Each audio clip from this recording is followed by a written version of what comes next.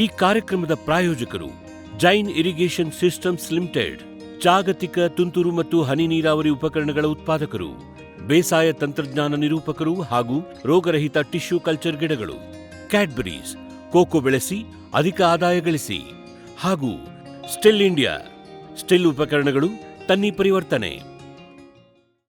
ವೀಕ್ಷಕರೇ ನಮಸ್ಕಾರ. ಇವತ್ತಿನ ಜ್ಞಾನಿ ವಿಜ್ಞಾನಿ ಕಾರ್ಯಕ್ರಮಕ್ಕೆ ತಮಗೆ ಸ್ವಾಗತ. ಈ ಸರಣಿಯಲ್ಲಿ ನಾವು ಈ ತಾಜಾ ತರಕಾರಿ ಮತ್ತು ಹಣ್ಣುಗಳನ್ನು ಹೊರದೇಶಗಳಿಗೆ ನಾವು ರಫ್ತು ಮಾಡುವಾಗ ಏನೆಲ್ಲ ಸಮಸ್ಯೆಗಳು ಬರುತ್ತೆ. ಯಾಕೆಂದ್ರೆ ಮೇಲ್ನೋಟಕ್ಕೆ ಬಹಳ ಸುಲಭ, ಇಲ್ಲಿ ಇಲ್ಲ ಅಂದ್ರೆ ನಾವು ಹೊರದೇಶಕ್ಕೆ ರಫ್ತು ಮಾಡೋಣ, ಆದರೆ ಅದರಲ್ಲಿ ಅನುಭವಿಸುವಂಥ ಕಷ್ಟ ನಷ್ಟಗಳೇನು, ಅಂದ್ರೆ ಅದರ ಅರ್ಥಾತ್ ನೀವು ಬೆಳೆಸುವಾಗ ಏನೆಲ್ಲ ಕಾಳಜಿ ತಗೋಬೇಕಾಗತ್ತೆ, ಅಥವಾ ಇವ್ರು ಯಾಕೆ ಕಂಪ್ನಿಗಳು ಇಷ್ಟೊಂದು ಮಾರ್ಜಿನ್ ಇಟ್ಕೊಳ್ತವೆ, ಅಥವಾ ಇಷ್ಟೊಂದು ಯಾಕೆ ತಲೆಬಿಸಿ ಮಾಡ್ತಾರೆ, ಹೀಗೆ ಇರಬೇಕು ಹಾಗೆ ಇರಬೇಕು ಯಾಕೆ ಹೇಳ್ತಾರೆ ಅಂದರೆ ಅದ್ರ ಸೀರಿಯಸ್ನೆಸ್ ನಿಮಗೆ ಅರ್ಥ ಆಗಬೇಕು ಅಂದರೆ ಈ ರಫ್ತು ಮಾಡುವಾಗ ಏನೆಲ್ಲ ಕಂಡೀಷನ್ಸ್ ಇರುತ್ತೆ, ಅವ್ರು ಎಷ್ಟು ತುದಿ ಕಾಲಲ್ಲಿ ನಿಂತು ಮಾಡಬೇಕಾಗತ್ತೆ ಹೇಳೋದನ್ನು ನಿಮಗೆ ಅರ್ಥ ಮಾಡಿಸೋದಕ್ಕೆ ಈ ಸರಣಿಯನ್ನು ಮಾಡ್ತಾ ಇದ್ದೀವಿ. ನಮಗೆ ಈ ಜ್ಞಾನವನ್ನು ಕೊಡೋದಕ್ಕೆ ಸಾಕಷ್ಟು ಈ ಕ್ಷೇತ್ರದಲ್ಲಿ ಅನುಭವ ಪಡೆದಿರುವಂತಹ ಡಾಕ್ಟರ್ ಆನಂದ್ ನಂಜಪ್ಪನವರು ಹಿಂದಿನ ಕಂತುಗಳಲ್ಲಿ ಕೊಟ್ಟಾಗಿನೇ ಇವತ್ತು ಕೂಡ ನಮ್ಮ ಜೊತೆಗಿದ್ದಾರೆ. ಬನ್ನಿ ಡಾಕ್ಟರ್ನ ಭೇಟಿಯಾಗಿ ಇನ್ನಷ್ಟು ಚರ್ಚೆಯನ್ನ ಮುಂದುವರಿಸಿ ಬರೋಣ. ಸರ್ ನಮಸ್ಕಾರ. ನಮಸ್ಕಾರ. ಇವತ್ತಿನ ಜ್ಞಾನಿ ವಿಜ್ಞಾನಿಗೆ ಕಂತಿಗೆ ತಮಗೆ ಸ್ವಾಗತ. ಇದು ನಮ್ಮ ಈ ರಫ್ತಿನಲ್ಲಿ ಬರುವ ಸಮಸ್ಯೆಗಳು ಹೇಳೋದನ್ನು ನಾವು ಒಂದು ಕಂತಲ್ಲಿ ಮಾಡೋಣ ಅಂತ ನೋಡಿದ್ರೆ ಇದು ಹನುಮಂತನ ಬಾಲ್ದಂಗಿದೆ, ಬಟ್ ಬಹಳ ಆಸಕ್ತಿಕರವಾಗಿದೆ. ಹಿಂದಿನ 2 ಕಂತುಗಳಲ್ಲಿ ನಾವು ಸಾಕಷ್ಟು ವಿಷಯವನ್ನ ಚರ್ಚೆ ಮಾಡಿದ್ವಿ. ಇದರಿಂದ ಖಂಡಿತವಾಗಿ ಇದನ್ನ ಕೈ ಹಾಕೋರಿಗೆ ಒಂದು ಎಚ್ಚರಿಕೆ ಗಂಟೆ ಅಂತಾನು ಹೇಳ್ಬೋದು, ಅಥವಾ ಎಲ್ಲಿ ಕಷ್ಟಗಳಿದೆಯೋ ಅಲ್ಲಿ ಅಪಾರ್ಚುನಿಟಿ ಕೂಡ ಇರುತ್ತೆ. ಇದು ಎಲ್ಲರ ಹತ್ರ ಮಾಡಕ್ಕೆ ಆಗೋದಿಲ್ಲ. ಹಾಗಾಗಿ ಅದನ್ನ ನಾವು 2 ದೃಷ್ಟಿಕೋನದಲ್ಲಿ ನೋಡ್ಬೋದು. ಕಷ್ಟ ಇದ್ದಲ್ಲಿ ಬಹಳ ಸುಲಭ ಇದ್ದಿದ್ದನ್ನ ಎಲ್ಲರೂ ಮಾಡ್ಬಿಡ್ತಾರೆ, ಅವಾಗ ಯಾರಿಗೂ ರೇಟ್ ಇಲ್ಲ, ಯಾರಿಗೂ ಅದು ಮಹತ್ವ ಇಲ್ಲ. ಇದನ್ನ ನಾವು ಆ ದೃಷ್ಟಿಯಿಂದ ಕೂಡ ನೋಡ್ಬೋದು. ಇವತ್ತು ನಾವು ಚರ್ಚೆಯನ್ನು ಮುಂದುವರಿಸ್ತಾ ಹೋದ್ರೆ ಈ ನೀವು ಸಾಗಾಟದ ಬಗ್ಗೆ ಹೇಳಿದ್ರಿ, ಎಲ್ಲ ರೀಫರ್ ವೆಹಿಕಲ್ ಅಥವಾ ನಮ್ಮ ವೀಕ್ಷಕರ ದೃಷ್ಟಿಯಿಂದ ಹೇಳ್ಬೇಕಂದ್ರೆ ಹವಾನಿಯಂತ್ರಿತ, ಅಥವಾ ಇನ್ನೂ ನಿರ್ದಿಷ್ಟವಾಗಿ ಹೇಳ್ಬೇಕಂದ್ರೆ ಬಹಳ ಕಡಿಮೆ ಟೆಂಪರೇಚರ್ ನಲ್ಲಿ ರೀಫರ್ ರೆಫ್ರಿಜರೇಟೆಡ್ ವೆಹಿಕಲ್ಸ್. ಹವಾನಿಯಂತ್ರಿತ ಅಂದ್ರೆ 25 ಇಟ್ಕೊಂಡ್ರು ಹವಾನಿಯಂತ್ರಿತ ಆಗತ್ತೆ, ಆದ್ರೆ ರೀಫರ್ ಅಂದಾಕ್ಷಣ ಅಲ್ಲ. ಸೊ ಹಾಗಾಗಿ ಇಲ್ಲಿ ನಾವು ಈ ಸಾಗಾಟದಲ್ಲಿ ಮತ್ತೆ ಬೇರೆ ಬೇರೆ ವಿಷಯಗಳು ಏನ್ ಬರುತ್ತೆ ಹೇಳೋದನ್ನ ನೋಡೋಣ. ಈಗ ಸರ್, ಈಗ ಫಸ್ಟ್ ಪ್ರಾರಂಭದಲ್ಲಿ ಸಾಗಾಟದ ವಿಷಯಕ್ಕೆ ಮಾಡೋಣ. ಎಷ್ಟು ಉಷ್ಣತೆಯಲ್ಲಿ ನೀವು ಈಗ ರೈತರ ಹೊಲದಿಂದ ಬಂತು ಪ್ಯಾಕಿಂಗ್ ಮಾಡೋದು ಮತ್ತೆ ಮುಂದೆ ಸ್ಟೋರ್ ಮಾಡೋದನ್ನ ಯಾವ ಉಷ್ಣತೆಯಲ್ಲಿ ಮಾಡ್ತೀರಿ? ತರಕಾರಿ ಹೆಂಗ್ ಮಾಡ್ತೀರಿ, ಹಣ್ಣುಗಳನ್ನ ಏನ್ ಮಾಡ್ತೀರಿ? ತರಕಾರಿ ಫ್ರೆಶ್ ಯಾವ್ದು ಕಳಿಸ್ತೀರಿ ಅಲ್ವಾ? ತರಕಾರಿನ ಕೂಡ ನಾವು ರಿಫರ್ ವೆಹಿಕಲ್ ಅಲ್ಲೇ ಟ್ರಾನ್ಸ್ಪೋರ್ಟ್ ಮಾಡ್ತೀರಿ. ಈಗ ಆಯ್ತು, ರೈತರ ಹೊಲದಿಂದ ಸುಮ್ನೆ ಬಂತು. ಕೆಲವೊಂದು ತರಕಾರಿಗಳನ್ನ ಹೇಳ್ಬೇಕಂದ್ರೆ ನಿಮಗೆ ಕೆಲವೊಂದು ತಡ್ಕೊಳಂತ ಶಕ್ತಿ ಇರ್ತಾವ. ಹಾಗೆ ಫಾರ್ ಎಕ್ಸಾಂಪಲ್ ಈಗ ಬೇಬಿ ಕಾರ್ನ್ ಅಂತ ಹೇಳಿ, ಅದು ಮೇಲ್ಗಡೆ ಅದಕ್ಕೆ ಸಿಪ್ಪೆ ಇರುತ್ತೆ, ಹಿಂಗಾಗಿ ರೈತರಿಂದ ಹೊಲದಿಂದ ತರಬೇಕಾದ್ರೆ ಅದಕ್ಕೆ ಯಾವುದೇ ಸಮಸ್ಯೆಗಳು ಬರೋದಿಲ್ಲ. ಆದ್ರೆ ಅದೇ ಬೆಂಡಿ ಅಂತ ತಿಳ್ಬೋದು, ಬೀನ್ಸ್ ಅಂತ ಇರ್ಬೋದು, ಅಥವಾ ಬದನೆ ಅಂತ ಇರ್ಬೋದು, ಇಂಥ ಒಂದು ತರಕಾರಿಗಳಿಗೆ ನಾವು ರೈತರಿಂದ ತರ್ಕೊಂಡು ಬರ್ಬೇಕಾದ್ರೆ ನಾವು ರಿಫರ್ ವೆಹಿಕಲ್ ನ ಮೇಂಟೈನ್ ಮಾಡಬೇಕಾಗುತ್ತೆ. ಹೌದು, ರೈತರಿಂದ ತರಬೇಕಾದ್ರೆ ಅದನ್ನು ಮೇಂಟೈನ್ ಮಾಡ್ಲೇಬೇಕು. ಅಂದ್ರೆ ನೀವು ಎಲ್ಲೋ ದೂರದಲ್ಲಿ ಬಿಜಾಪುರದಲ್ಲಿ ಬೆಳೆಸಿ ಬೆಂಗಳೂರಲ್ಲಿ ಆತರ ಮಾಡಕ್ಕಾಗಲ್ಲ. ಈಗ ನಿಯರ್ ಬೈ ಫಾರ್ಮ್ ಇತ್ತು, ಈಗ ಹತ್ರ ಇದೆಪ್ಪ ಪ್ಯಾಕೋಸ್ಗೆ ಒಂದು 5-10 ಕಿಲೋಮೀಟರ್ ಅಂತರದಲ್ಲಿದೆ ಅಂತಂದ್ರೆ ನಮ್ಗೆ ಅಂತ ಏನು ಅವಶ್ಯಕತೆ ಬೀಳಲ್ಲ. ಕೆಲವೊಮ್ಮೆ ಬೇರೆ ವಿಲೇಜ್ ಅಲ್ಲಿ ನಾವು ಮಾಡ್ತಾ ಇರ್ತೀವಿ. ಇಲ್ಲಿಂದ ಮದ್ದೂರು, ಮಂಡ್ಯ ಆ ಕಡೆ ಎಲ್ಲ ಕೊಡ್ತಾ ಇದ್ವಿ. ಹಾಗೆಲ್ಲ ಚನ್ನಪಟ್ಟಣ ಅಲ್ಲಿ ಸ್ವಲ್ಪ ದೂರ ಆಗ್ತಿತ್ತು. ಅಂತಲ್ಲೆಲ್ಲ ವೆಹಿಕಲ್ ಎಲ್ಲ ಸುತ್ತಕೊಂಡು ಬರ್ಬೇಕು. ಅಂತ ಸಂದರ್ಭದಲ್ಲಿ ಏನಾಗುತ್ತೆ, ನಮಗೆ ಅದು ಬ್ಲಾಕಿಂಗ್ ಪ್ರಾಬ್ಲಮ್ ಆಗ್ತಾ ಇದೆ, ಇಶ್ಯೂ ಬರ್ತಾ ಇದೆ. ಅದಕ್ಕೆ ಅಲ್ಲಿ ಕೂಡ ರಿಫರ್ ವೆಹಿಕಲ್ ನ ಮೇಂಟೈನ್ ಮಾಡಕ್ಕಾಗುತ್ತೆ. ಇಲ್ಲಿಂದ ನೀವು ಕಳಿಸ್ತಿದ್ರಿ, ಅವರಲ್ಲಿ ಬುಟ್ಟಿಯಿಂದ ತೆಗೆದು ಅಲ್ಲಿ ಹಾಕಿ ಅಲ್ಲಿ ಏನಿರುತ್ತೆ ಅಂದ್ರೆ ನಮಗೆ ಬುಟ್ಟಿಯಿಂದ ತೆಗಿಯಂತಲ್ಲ, ಅಲ್ಲಿ ನಾವು ಮೊದಲು ಕ್ರೇಟ್ ಕೊಡ್ತಾ ಇದ್ವಿ ಅವ್ರಿಗೆ, ರೈತರಿಗೆ ಕ್ರೇಟ್ಸ್ ಅನ್ನ ಇಶ್ಯೂ ಮಾಡೋದು. ಯಾವಾಗ್ಲೂ ಹಾರ್ವೆಸ್ಟ್ ಮಾಡ್ಬೇಕಾದ್ರೆ ಪ್ರತಿಯೊಂದು ಪ್ರೊಡ್ಯೂಸ್ ಕೂಡ ಕ್ರೇಟಲ್ಲೇ ಮಾಡಬೇಕು. ಹೌದು, ಗಂಟು ಕಟ್ಟಿದ್ರೆ ಹೋಯ್ತು. ಈಗ ಮಾರ್ಕೆಟ್ಗೆ ನಾವು ಗೋಣಿಚೀಲ ತುಂಬಿಕೊಂಡು ಹೋದ್ರೆ ಹೋಯ್ತದ, ಅದು ಅಲ್ಲಿ ಅಷ್ಟೇ ಚೆನ್ನಾಗಿ ಕಾಣುತ್ತೆ. ಮರುದಿವಸ ಮನೆಗೆ ಬಂದ್ರೆ ಅದು ಕಪ್ಪಾಗತ್ತೆ. ಸೊ ಆ ದೃಷ್ಟಿಲಿ ಸಾಧ್ಯ ಕ್ರೇಟ್ ಅಲ್ಲೇ ಕೊಡ್ತಾ ಇದ್ವಿ. ಈ ಬೇಬಿ ಕಾರ್ಡ್ ಸಿಪ್ಪೆ ಇರ್ತಿತ್ತು, ಅದನ್ನ ಚೀಲದಲ್ಲಿ ತುಂಬ್ಕೊಂಡ್ ಬಂದ್ರೆ ನಡೀತಿತ್ತು. ಅದ್ರ ಉಳಿಕೆದಂತ ಪ್ರೊಡ್ಯೂಸ್ ಏನೇ ಇದಾವಲ್ಲ, ಹೀರೆಕಾಯಿ ಇರ್ಬೋದು, ಹಾಗಲಕಾಯಿ ಇರ್ಬೋದು, ಎಲ್ಲದಕ್ಕೂ ಕ್ರೇಟ್ಗಳನ್ನೇ ಉಪಯೋಗಿಸೋದು. ಕ್ರೇಟ್ ಕೂಡ ಸೈಜ್ ಬಹಳ ಇಂಪಾರ್ಟೆಂಟ್. 10 kg ಅಂದ್ರೆ 1 ಕ್ರೇಟ್ ಇನ್ನೊಂದು ಕ್ರೇಟ್ ಮೇಲೆ ಕುಂತ್ರು ಕೂಡ ಅದು ಕೆಳಗಡೆ ಪ್ರೊಡ್ಯೂಸ್ ಹತ್ತಬಾರ್ದು ಆ ತರನ ಒಂದು ಕಾಜಿನ ತಗೋಬೇಕು. ಮೇಲೆ ಉಪ್ಪರ ಹಾಕಿ ಮಾಡಿ ಅದ್ರ ಜೊತೆಗೆ ರೈತರಿಗೆ ತರಬೇತಿ ಕೊಡ್ಬೇಕು. ಇದಕ್ಕೆ ರೈತರಿಗೆ ನಾವು ಯಾವುದೇ ಒಂದು ವಿಲೇಜ್ ಅಲ್ಲಿ ಹೋದ್ರು ಫಸ್ಟ್ ನಾವು ಅವ್ರಿಗೆ ರೈತರಲ್ಲಿ ಮೀಟಿಂಗ್ ಮಾಡಿ ಅವ್ರಿಗೆ ಈ ತರ ಇರುತ್ತೆ, ಈ ತರ ಪ್ರಾಕ್ಟೀಸ್ ಎಲ್ಲ ಮಾಡ್ಬೇಕಾಗತ್ತೆ. ರೈತರಿಗೆ ಮಾತ್ರ ಬನ್ನಿ ಅಲ್ಲ, ಅವ್ರಿಗೆ ಮೊದಲಿಗೆ ಹೆದರ್ಸಕ್ಕಾಗಲ್ಲ. ಮೊದಲಿಗೆ ಹೆದರ್ಸಿದ್ರೆ ಹಿಂದೆ ಸರ್ಕೊಂಡ್ಬಿಡ್ತಾರೆ. ಸಾವಕಾಶವಾಗಿ ಅವನಿಗೆ ಎಜುಕೇಟ್ ಮಾಡ್ಕೊಂತ ಹೋಗೋದಿದು. ಕೈ ಕೊಟ್ಟಂಗೆ ಮುಂದೋದ್ರೆ ಉರಿತದೆ, ಹಿಂದ್ ತಕೊಳಕ್ ಬರಂಗಿಲ್ಲ. ಒಮ್ಮೆ ನಾವು ಹೆದರ್ಸಂಗಿಲ್ಲ. ಅವ್ರಿಗೆ ಒಂದ್ ಸ್ವಲ್ಪ ತಿಳುವಳಿಕೆ ಕೊಟ್ಕೊಂಡು ನಾವು ಪ್ರತಿಯೊಂದು ಹಂತ ಹೇಳ್ಕೊಡ್ತೀವಿ, ನಾವ್ ಹೇಳ್ಕೊಟ್ಟಾಗ ಮಾಡ್ಕೊಂತ ಹೋಗ್ಬೇಕಂತ ಅಷ್ಟೇ ಹೇಳೋದು. ಆಮೇಲೆ ಒಂದೊಂದೇ ಹೇಳ್ತಾ ಹೋಗೋದು ಸ್ವಲ್ಪ. ಮತ್ತೆ ಪ್ರತಿಯೊಬ್ಬ ರೈತರಿಗೂ ನಾವು ಒಂದೊಂದು ಕೋಡ್ಗಳನ್ನ ಕೊಟ್ಟಿರ್ತೀವಿ. ರೈತನ ಹೆಸರು ಅಥವಾ ಇಂಥ ಊರಿಂದ ಬಂತಾ ಇದೆ ಈ ತರ, ಮತ್ತೆ ಯಾರು ಫೀಲ್ಡ್ ಅಸಿಸ್ಟೆಂಟ್ ಇರ್ತಾನೆ ಅದನ್ನೆಲ್ಲ ಮಾನಿಟರ್. ನಾನು ಇದ್ರ ಮಧ್ಯೆ ಇನ್ನೊಂದು ಪ್ರಶ್ನೆ ಕೇಳ್ಬಿಡ್ತೀನಿ. ಈ ಒಟ್ಟಾರೆ ಎಕ್ಸ್ಪೋರ್ಟ್ಸ್ ನಲ್ಲಿ ಎಲ್ಲದಕ್ಕೂ ಒಂದು ಕೋಡ್ ಇರುತ್ತೆ ಅಂತ ನಾನು ಕೇಳ್ಪಟ್ಟಿದ್ದೀನಿ, ಕರೆಕ್ಟಾ? ಅಲ್ಲಿ ನೀವು ಟ್ರೇಸಬಿಲಿಟಿ ಒಂದು ಆಯ್ತು ಅಲ್ಲ, ಅದೊಂದು ಟ್ರೇಸಬಿಲಿಟಿ ಆಯ್ತು, ಅದು ಇಂಡಿವಿಜುವಲ್ ಮತ್ತೆ ಕನ್ಸೈನ್ಮೆಂಟ್ ಗೆ ಅದು ಟ್ರೇಸಬಿಲಿಟಿ ಆಯ್ತು. ನಾಳೆ ಈಗ ಒಟ್ಟಾರೆ ಬೆಂಡೆಕಾಯಿ ಹೇಳಿದ್ರೆ ಅಲ್ಲಿ ನೀವು ಬೆಂಡೆಕಾಯಿ ಅಂತ ಹೇಳೋದಿಲ್ಲ, 02253 ಏನೋ ಒಂದು ಹೇಳ್ತೀವಿ, ಅದಕ್ಕೊಂದು ನಂಬರ್ ಬೆಂಡೆ ಬಿ ಅಂತ ಅಥವಾ ಈ ತರ ಹಂಗೆ ಮಾಡ್ಕೋಬೇಕಾಗುತ್ತೆ. ಈಗ ಬೇರೆ ಎಕ್ಸ್ಪೋರ್ಟ್ಸ್ ತರ ಏನು ಕೋಡ್ ಬೇರೆ ಕೋಡಿಂಗ್ ನಮ್ದೇ ಒಂದು ಟ್ರೇಸಬಿಲಿಟಿ ಕೋಡ್ ನಾವೇ ರೆಡಿ ಮಾಡ್ಕೋಬೇಕು. ಅದು ನಮ್ಮ ಅಂಡರ್ಸ್ಟ್ಯಾಂಡಿಂಗ್ ಇರ್ಬೇಕು. ಯಾವ ರೈತ ಎಷ್ಟನೇ ರೈತನಿಗೆ ಒಂದು ನಂಬರ್ ಕೊಟ್ಟಿರ್ತೀವಿ, ಇಂಥ ವಿಲೇಜ್ ಕೊಟ್ಟಿರ್ತೀವಿ, ಅದನ್ನ ಒಂದೊಂದು ಕೋಡ್ ಮಾಡ್ಕೊಂಡ್ ಬಂದಿರ್ತೀವಿ. ಅದನ್ನ ಕೋಡ್ ಅನ್ನು ಕೊಟ್ಟು ಬಾರ್ ಕೋಡಿಂಗ್ ಸಿಸ್ಟಮ್ ಮಾಡುವಂತದ್ದು. ಬಟ್ ಅಲ್ಲಿ ಏನಪ್ಪಾ ಇರುತ್ತಂದ್ರೆ ಟ್ರೇಸಬಿಲಿಟಿ ಸಿಸ್ಟಮ್ ಅಂತಂದ್ರೆ, ಈಗ ಎಕ್ಸ್ಪೋರ್ಟ್ ಅಲ್ಲಿ ನಾವು ಬೇರೆ ಎಲ್ಲಾದ್ರೂ ಡಿಟೆಕ್ಟ್ ಆದ್ರೂ ಕೂಡ ಅದನ್ನ ಟ್ರೇಸ್ ಮಾಡೋಂಗಿರ್ಬೇಕು. ಯಾವ ರೈತನಿಂದ ನಾವು ಅದನ್ನ ಪ್ರೊಡ್ಯೂಸ್ ಹೋಗಿದೆ, ಯಾವ ಕಂಪನಿಯಿಂದ ಬಂತು, ಯಾವ ದೇಶದಿಂದ ಬಂತು, ಅವ್ರಿಗೆ ಯಾಕಂದ್ರೆ ಅವರಲ್ಲಿ ಏನಾಗುತ್ತೆ, ಈಗ ಎಕ್ಸ್ಪೋರ್ಟ್ ಮಾಡಿದಾಗ ಅದು ಅವ್ರ ಏಜೆಂಟ್ ನಾವು ಎಕ್ಸ್ಪೋರ್ಟ್ ಮಾಡಿರ್ತೀವಿ, ಅವ್ರ ಏಜೆಂಟ್ ಮತ್ತೆ ಅದನ್ನ ಬೇರೆ ಕಂಟ್ರಿ ತುಂಬಾ ಸಪ್ಲೈ ಮಾಡಿರ್ತಾರೆ, ಅಥವಾ ಅವನು ಇನ್ನೂ 10 ಕಡೆಯಿಂದ ತರಿಸಿರ್ತಾನೆ. ಅದು ಹೇಳಕ್ಕಾಗಲ್ಲ. ಯಾಕಂದ್ರೆ ನಮ್ಮಲ್ಲಿ ಕಡಿಮೆ ಸಾಲದೆ ಬಂದ್ರೆ ಅವ್ರು ಬೇರೆ ಕಡೆಯಿಂದ ತರಿಸ್ಕೊಂತಾರೆ. ನಮ್ಗತ್ತೆ ಸಪ್ಲೈಯರ್ ಇಂಡಿಯಾದಿಂದ 2-3 ಜನ 3 ಜನ ಇದ್ರು. ಬಾಂಬೆದಲ್ಲಿ ಒಬ್ರು ಕೆಬಿ ಅಂತ ಹೇಳ್ಬಿಟ್ಟು ಕೆಬಿ ಫ್ರೂಟ್ಸ್ ಅಂತ, ಕೆಬಿ ವೆಜಿಟೇಬಲ್ಸ್ ಅಂತ ಇತ್ತು. ಹೀಗಾಗಿ ಒಂದು ಕೋಡನ್ನ ನಮ್ದೇ ಆದಂತ ಒಂದು ಕೋಡನ್ನ ತಯಾರು ಮಾಡಿ ಅದನ್ನ ಟ್ರೇಸಬಿಲಿಟಿ ಮಾಡ್ಲಿಕ್ಕೆ ನಾವು ಉಪಯೋಗಿಸ್ತಾ ಇದ್ವಿ. ಸೊ ಇದು ಟ್ರೇಸಬಿಲಿಟಿ ಆಯ್ತು. ಈಗ ರೀಫರ್ ವೆಹಿಕಲ್ ಬಗ್ಗೆ ಹೇಳ್ತಾ ಇದ್ದೆ ನಿಮ್ಗೆ. ಅದು ರೀಫರ್ ವೆಹಿಕಲ್ ಈ ತರ ಒಂದು ಟೆಂಪರೇಚರ್ ಏನಂದ್ರೆ, ತರಕಾರಿಗೆ ಇನ್ ಜನರಲ್ ಯಾವಾಗ್ಲೂ ನಾವು ಕೆಲವೊಂದು ಟ್ರಾಪಿಕಲ್ ವೆಜಿಟೇಬಲ್ಸ್ ಏನೇ ಇರಲಿ 10 ರಿಂದ 12 ಡಿಗ್ರಿ ಇಡಬೇಕಂತ ಅಂದ್ರೆ ಇನ್ ಜನರಲ್ ಇದು ಅಂದ್ರೆ ರಿಫರ್ ವೆಹಿಕಲ್ ಅಲ್ಲಿ ಬರ್ತಕ್ಕಂಥದ್ದು. ಅವನ್ನ ಬಂದ್ ಕೂಡಲೇ ಇಮಿಡಿಯೇಟ್ ನಮ್ಮಲ್ಲಿ ಏನಾಗ್ತಿತ್ತು, ಪ್ಯಾಕಿಂಗ್ ಕ್ವಾಲಿಟಿ ಚೆಕಿಂಗ್ ಅಂತ ಆಗುತ್ತೆ. ಟೆಂಪರೇಚರ್ ಕಡಿಮೆ ಆದಂಗೆ ಕೆಲಸ ಹೆಚ್ಚು ಜಾಸ್ತಿ ಆಗುತ್ತೆ. ಬಟ್ ಅದಕ್ಕೆ ನಾವು ರಿಫರ್ ವೆಹಿಕಲ್ ಅಲ್ಲಿ 10-12 ಡಿಗ್ರಿ ಮೇಂಟೈನ್ ಮಾಡ್ತಾ ಇದ್ವಿ. ಬಟ್ ಕೆಲವೊಂದು ವೆಜಿಟೇಬಲ್ ಗಳನ್ನ ನಾವು ಇಲ್ಲಿಂದ ಕಳಿಸ್ಬೇಕಾದ್ರೆ, ಎಕ್ಸ್ಪೋರ್ಟ್ ಮಾಡ್ಬೇಕಾದ್ರೆ ಆ ಪ್ರತಿಯೊಂದು ವೆಜಿಟೇಬಲ್ ಬೇರೆ ಬೇರೆ ಟೆಂಪರೇಚರ್ ಇದೆ. ಬೇರೆ ಬೇರೆ ಟೆಂಪರೇಚರ್ ಇದೆ. ಅದು ಕೆಲವೊಂದು ಈಗ ಹಣ್ಣು ಬಂದಾಗ, ದ್ರಾಕ್ಷಿ ಬಂತ ತಿಳ್ಕೊಳ್ಳಿ, 1 to 2 ಡಿಗ್ರಿ ಮೇಂಟೈನ್ ಮಾಡಬೇಕು. 95% ರಿಲೇಟಿವ್ ಹ್ಯುಮಿಡಿಟಿ ಮೇಂಟೈನ್ ಮಾಡಬೇಕು. ಅದೇ ದಾಳಿಂಬೆ ಬಂದ್ರು ಕೂಡ 1 ರಿಂದ 2 ಡಿಗ್ರಿ ವರೆಗೂ ನಡೆಯುತ್ತೆ. ಅದೇ ನಾವು ಮ್ಯಾಂಗೋ ಬಂತಂದ್ರೆ ಸ್ವಲ್ಪ 10 ಡಿಗ್ರಿ 12 ಡಿಗ್ರಿ ಹೋಗ್ಬೇಕಾಗತ್ತೆ. ಹಂಗೆ ವೆಜಿಟೇಬಲ್ ಅಲ್ಲಿ ಕೂಡ ಕೆಲವೊಂದು ಬೆಂಡಿ ಎಲ್ಲ ನಿಮಗೆ 12 ಡಿಗ್ರಿ 13 ಡಿಗ್ರಿ ಮೇಂಟೈನ್ ಮಾಡಬೇಕು. ಅದೇ ಟೊಮ್ಯಾಟೊ ಬಂತಂದ್ರೆ ನೀವು ಕಡಿಮೆ ಮಾಡಿದ್ರು ನಡೆಯುತ್ತೆ, 5-6 ಡಿಗ್ರಿಯಲ್ಲಿ ಮೇಂಟೈನ್ ಮಾಡಬಹುದು. ಹಿಂಗೆ ಪ್ರತಿಯೊಂದು ವೆಜಿಟೇಬಲ್ ಕೂಡ ಬೇರೆ ಬೇರೆ ಟೆಂಪರೇಚರ್. ಆದ್ರೆ ನಾವು ರಿಫರ್ ವೆಹಿಕಲ್ ಅಲ್ಲಿ ಹೋಗ್ಬೇಕಾದ್ರೆ ಕೆಲವೊಮ್ಮೆ ತೊಂದರೆ ಆಗುತ್ತೆ, ಒಂದೇ ಟೆಂಪರೇಚರ್ ಮೇಂಟೈನ್ ಮಾಡೋದು. ಅಲ್ಲಿ ಇಂಟೆನ್ಷನ್ ಇರ್ತಂದ್ರೆ ಸ್ವಲ್ಪ ಟೆಂಪರೇಚರ್ ಮೇಂಟೈನ್ ಮಾಡೋಕಂತ ಇರುತ್ತೆ. ಈಗ ಬಟ್ ಕಾರ್ಗೋಲ್ಲಿ ಹಾಕ್ಬೇಕಾದ್ರೆ ಅವ್ರು ಮೇಂಟೈನ್ ಮಾಡ್ತಾರೆ. ಕೆಲವೊಂದು ಕಾರ್ಗೋ ನಾವು ಕಳಿಸಿದಾಗ ನಾವೀಗ ಟೆಂಪರೇಚರ್ ಗೆ ಹೋಗೋದಕ್ಕಿಂತ ಮೊದಲೇ ಈಗ ಈ ಟ್ರಾನ್ಸ್ಪೋರ್ಟೇಷನ್ ನೋಡೋಣ. ಇದರಲ್ಲಿ ಬಂತು, ನಿಮ್ಮ ಪ್ಯಾಕ್ ಹೌಸ್ ಗೆ ಬಂತು. ಪ್ಯಾಕ್ ಹೌಸ್ ನಲ್ಲಿ ಪ್ಯಾಕ್ ಹೌಸ್ ಅಲ್ಲಿ ಕೂಡ ಅಲ್ಲಿ ಟೆಂಪರೇಚರ್ ಮೇಂಟೈನ್ ಮಾಡ್ತಾರೆ. 12 ಡಿಗ್ರಿ ಪ್ಯಾಕಿಂಗ್ ಏರಿಯಾದಲ್ಲಿ ಏನಿರುತ್ತಲ್ಲ, ಕೆಲಸ ಮಾಡಿದ್ರೆ 12 ಡಿಗ್ರಿ. ಅಲ್ಲಿ 2 ತರ ಇರುತ್ತೆ ಪ್ಯಾಕ್ ಹೌಸ್ ಅಲ್ಲಿ. ಒಂದು ಸ್ಟೋರೇಜ್ ರೂಮ್ ಅಂತ ಇರುತ್ತೆ, ಪ್ರೀ ಕೂಲಿಂಗ್ ಯೂನಿಟ್ ಅಂತ. ನಾವು ಪ್ರೀ ಕೂಲಿಂಗ್ ಅಂದ್ರೆ ಯಾವಾಗ್ಲೂ ಯಾವುದೇ ತರಕಾರಿನ ನಾವು ಪ್ಯಾಕ್ ಹೌಸ್ ಬರೋದಕ್ಕೆ ಆ ತರಕಾರಿಯಲ್ಲಿ ಫೀಲ್ಡ್ ಹೀಟ್ ಅಂತ ಹೇಳ್ತೀವಿ. ತರಕಾರಿ ಫೀಲ್ಡ್ ಹೀಟ್ ಅಂದ್ರೆ ಅದು ಟೆಂಪರೇಚರ್ ಏನ್ ಆ ಫೀಲ್ಡ್ ಅಲ್ಲಿ ಇರುತ್ತೆ, 30 ಡಿಗ್ರಿ 32 ಇರ್ಬೋದು. ನಾವು ಅದನ್ನ ಪ್ರೀ ಕೂಲಿಂಗ್ ಪ್ರೊಸೀಜರ್ ಏನಂದ್ರೆ ಇಮಿಡಿಯೇಟ್ ಅದನ್ನ ಕಮ್ ಡೌನ್ ಮಾಡೋದು, ಟೆಂಪರೇಚರ್ ತೆಗೆದು ಅದಕ್ಕೆ ಏನ್ ಮಾಡ್ತೀವಿ, ವ್ಯಾಕ್ಯೂಮ್ ಏರ್ ಕೂಲರ್ಸ್ ಅಂತ ಕೆಲವೊಂದು ಶೈತ್ಯಾಗಾರಲ್ಲಿ ಅದನ್ನ ಇಟ್ಬಿಟ್ಟು ಸಡನ್ ಆಗಿ ಅದನ್ನ ಟೆಂಪರೇಚರ್ ರಿಡ್ಯೂಸ್ ಮಾಡುವಂತದ್ದು. ಆ vacuum air cooler low temperature ಅಲ್ಲಿ ಮತ್ತು ವ್ಯಾಕ್ಯೂಮ್ ಆಪರೇಟ್ ಮಾಡಿ ಟೆಂಪರೇಚರ್ ನ ರಿಡ್ಯೂಸ್ ಮಾಡುವಂತದ್ದು ಆ ಒಂದು ಪ್ರೊಸೀಜರ್. ಅದರ ನಂತರ ಅದನ್ನ ಪ್ಯಾಕ್ ಹೌಸ್ ಅದು ಹಂಗ್ ಮಾಡಿದ್ರೆ ಅದ್ರದ್ದು ತಾಳಿಕೆ ಹೆಚ್ಚಿಗೆ ಆಗುತ್ತೆ ಅದು ತಾಳಿಕೆ ಇಮಿಡಿಯೇಟ್ ಟೆಂಪರೇಚರ್ ಡೌನ್ ಮಾಡಬೇಕು.